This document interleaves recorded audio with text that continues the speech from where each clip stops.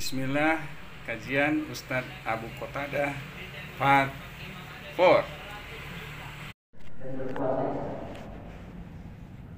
Maka Nabi Muhammad mengatakan, maka mulialah orang-orang yang masuk Islam. Kemudian hinalah orang-orang yang tidak memegang Islam. Maka Nabi SAW mengatakan, Inna Allah azza wa jalla qara'aitu masyariqa wa maghrib wa inna ummati sayyidu kulluha ma subiya. Jadi digambarkan oleh Nabi sallallahu alaihi wasallam memberikan dunia sebagaimana Nabi SAW. Maka Nabi SAW melihat timur dan barat. Lalu beliau mengatakan, dan kerajaan umatku itu akan meliputi timur dan barat. Itu janji Allah. Maka orang-orang mukmin selalu optimis dan tidak boleh pesimis dengan semua kekuatan yang dimiliki musuh orang kafir. Karena Allah Subhanahu wa taala akan memberikan kuasa. Dan orang-orang Yahudi, orang-orang kafir itu tahu pada hasilnya. Dan mereka berusaha untuk menaklukkan kemenangan itu dengan melalaikan kaum muslimin dari setiap peperangan kepada Allah. Jadi mereka berusaha bagaimana umat Islam menjauh dari agama, menjauh dari dini. Karena mereka ingin untuk menangguhkan kemenangan ini. Dan itu telah dijanjikan Allah. Dalam sejumlah hadis, baginda Nabi sallallahu alaihi wasallam menegaskan hadis-hadis yang menjelaskan akan berakhirnya kekuasaan orang-orang Yahudi, kekuasaan kaum Zionis itu telah diisyaratkan oleh Nabi Sallallahu Alaihi Wasallam. Dalam hadis yang bisa dikatakan permanen. Apa kata Nabi Sallallahu Alaihi Wasallam? La aqulu sa'atan hatta yuqatilu al-yahud hatta yakuna al-hajar wara'a al-yahud wa syajar yaqul ya muslim ya Abdullah hadha yahud wara'i faqtulhu. Hadisnya sedikit berbeda dan berbeda. Bahwa Nabi mengatakan tidak akan terjadi hari kiamat sehingga kalian, ini tahunya kepada para sahabat itu kawan itu, sehingga kalian benar-benar akan memerangi orang itu. Jadi peperangan dengan orang itu pasti terjadi.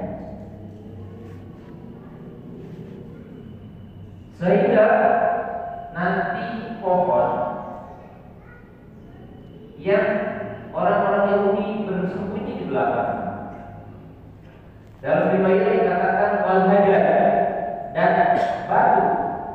Jadi mungkin batu besar, batu yang mereka bersembunyi di belakang batu, di belakang pohon. Maka batu dan pepohonan berkata, ya Abdullah. Dalam riwayat dikatakan ya muslim. Hadal yahud, di belakang ada Yahudi. Faktul bunuhnya. Jadi menunjukkan bahwa di akhir zaman terjadi perang yang akan diperangi oleh orang-orang Muslim. Dalam satu riwayat dikatakan illa warqa fa innahu min syajaratil yahud, kecuali pohon warqat yang itu merupakan pohonnya orang Yahudi. Jadi kecuali pohon warqat yang itu adalah merupakan pohonnya orang Yahudi. Jadi ini adalah janji Allah Subhanahu wa taala. Kemudian kita mendalami dalam Al-Quran, yaitu surah Al-Isra. Jadi surah Al-Isra adalah surah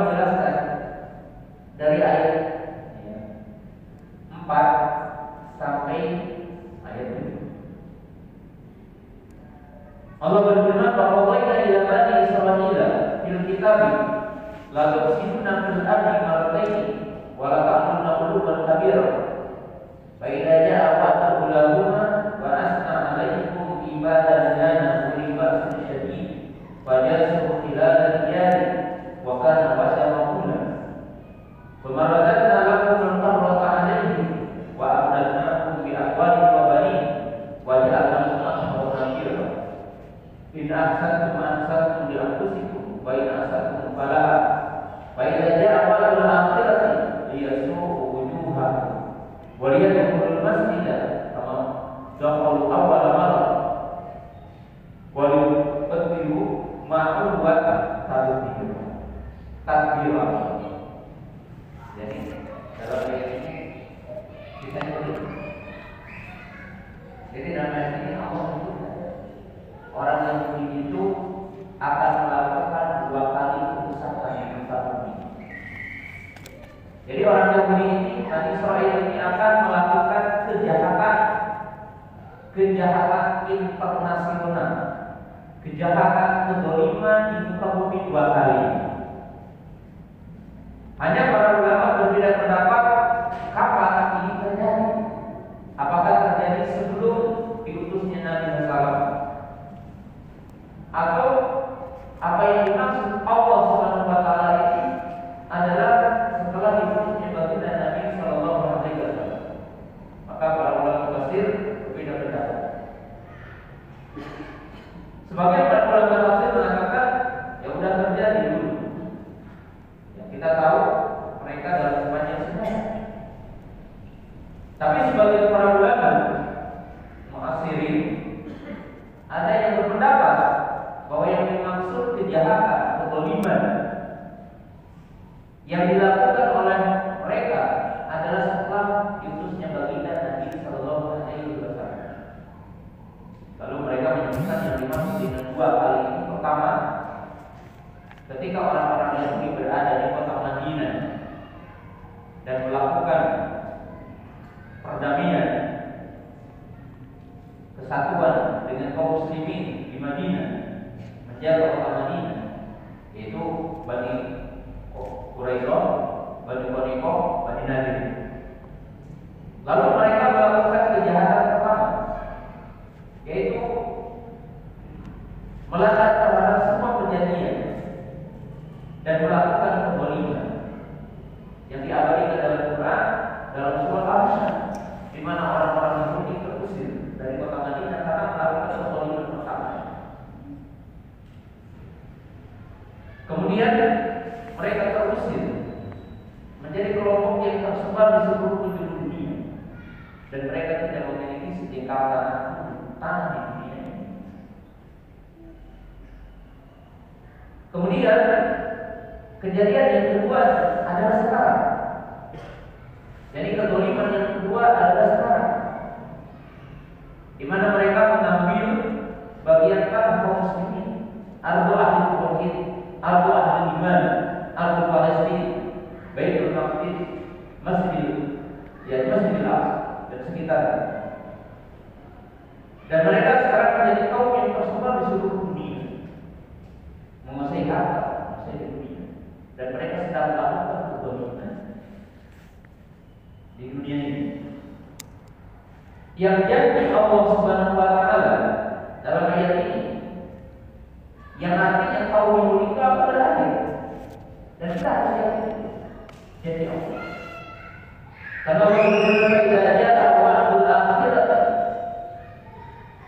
liyasu'u wujuhahum wa liyadkhulul masjidal haram masjid kama dakhaluhu awwal wa liyukabbiru ma'alahu takbira." Jadi mereka ini melakukan kezaliman hari ini, dan nanti Allah akan memutus hamba-hamba yang diberikan kekuatan Allah. Allah akan memutus orang-orang saleh, ahli tauhid, ahli iman, akan menghadapi mereka, dan mereka akan berada. Dan mereka akan berada. Dan ini keimanan yang kita inginkan. Dan kita diberikan kabar gembira dengan ayat-ayat yang umum, di di mana Allah Subhanahu wa taala berfirman dalam sejumlah ayat. Seperti Allah Subhanahu wa taala berfirman dan mengatakan